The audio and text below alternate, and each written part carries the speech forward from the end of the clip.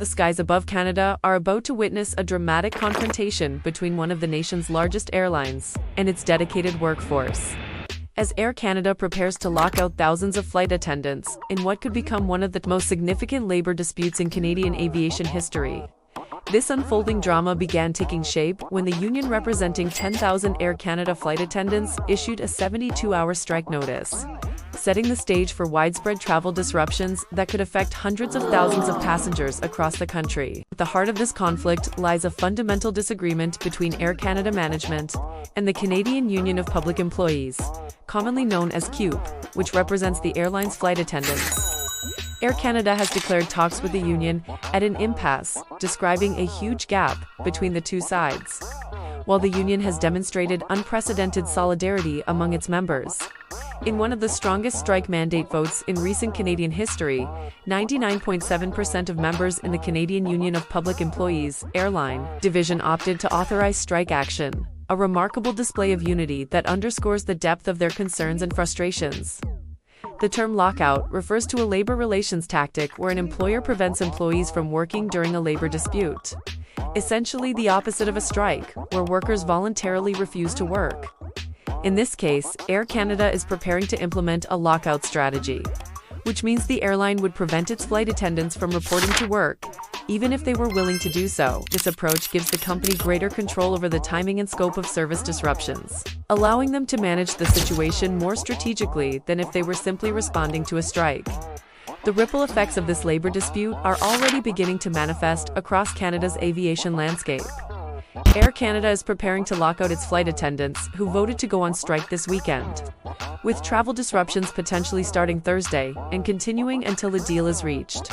The airline has begun the complex process of gradually winding down its operations, a logistical challenge that involves repositioning aircraft, crew, and resources to minimize the chaos that inevitably accompanies such massive service interruptions.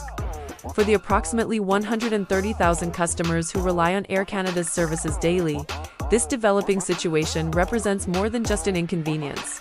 It threatens to disrupt business trips, family vacations, medical appointments, and countless other important journeys. The scale of potential impact cannot be overstated, as Air Canada operates as the country's flag carrier and largest airline, connecting communities from coast to coast and serving as a vital link between Canada and international destinations around the world. The timing of this labor dispute adds another layer of complexity to an already challenging situation. Summer months typically represent the peak travel season in Canada, when families embark on long-awaited vacations. Students travel home from universities, and business activity reaches its seasonal height.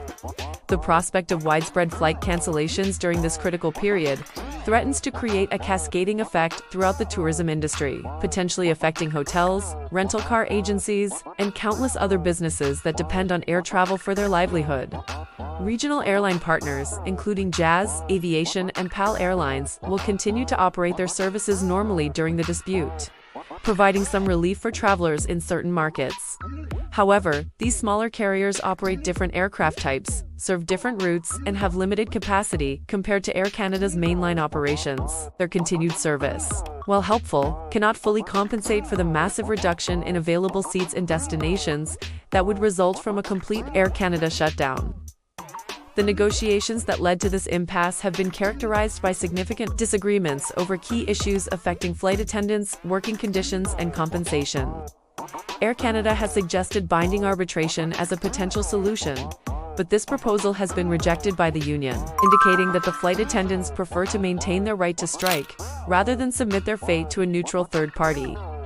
This rejection suggests that the union believes it has sufficient leverage through collective action to achieve better outcomes than might be possible through arbitration. The role of flight attendants extends far beyond the service aspects that passengers typically observe during flights. These highly trained professionals serve as the primary safety officers aboard aircraft, responsible for emergency procedures, passenger evacuation, medical emergencies, and security issues that may arise during flight. Their training encompasses everything from firefighting and first aid to handling unruly passengers and coordinating with flight crew during emergency situations. This critical safety role makes their absence particularly significant for airline operations. The economic implications of this labor dispute extend well beyond Air Canada's immediate financial interests. The airline industry serves as a crucial component of Canada's economic infrastructure, facilitating trade, tourism, and business connections that generate billions of dollars in economic activity annually. Extended flight disruptions could affect supply chains, business relationships, and Canada's reputation as a reliable destination for international travelers and investors. Airports across British Columbia and other provinces are already preparing for the anticipated disruptions, implementing contingency plans to manage stranded passengers, coordinate with other airlines for potential rebooking options, and handle the operational challenges that come with sudden flight cancellations. This looming strike is expected to have a major ripple effect for airports and air travelers across the country, requiring coordination between multiple stakeholders to minimize passenger inconvenience and maintain essential services. The historical context of labor relations in Canada's airline industry provides important background for understanding this current dispute. Canadian airlines have experienced periodic labor conflicts over the decades, each leaving lasting impacts on both the companies involved and the traveling public. These disputes often center around issues of job security, working conditions, compensation, and the challenging lifestyle demands placed on airline employees who work irregular schedules and spend extended periods away from home.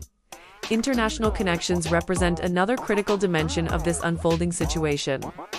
Air Canada operates flights between major international airports, including routes to Atlanta's Hartsfield-Jackson Airport, connecting through Toronto Pearson International Airport and Montreal's Pierre Elliott Trudeau International Airport. Disruptions to these international services could strand Canadian travelers abroad and prevent international visitors from reaching Canada, potentially affecting diplomatic relations and international business partnerships.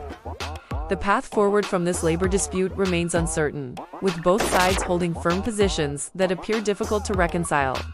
The unprecedented level of union solidarity demonstrated by the strike vote suggests that flight attendants are prepared for an extended confrontation if necessary to achieve their goals. Meanwhile, Air Canada's decision to pursue a lockout strategy indicates that management believes this approach will ultimately lead to a more favorable resolution than allowing the union to control the timing and nature of work.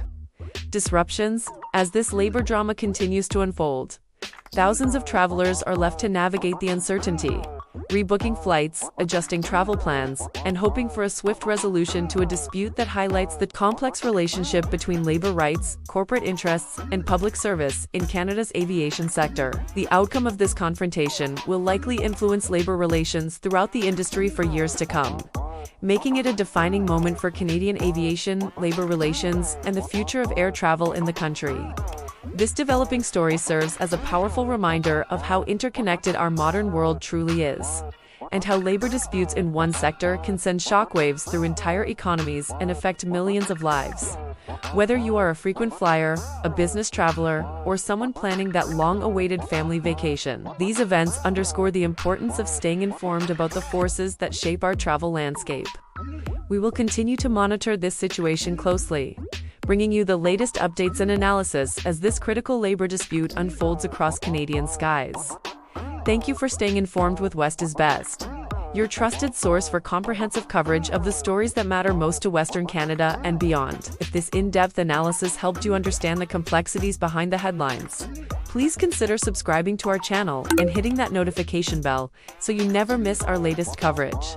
Share this video with friends and family who might be affected by these travel disruptions, and let us know in the comments how this situation has impacted your travel plans. Until next time, this is West is Best, keeping you informed, keeping you prepared, and keeping the West at the forefront of the conversation.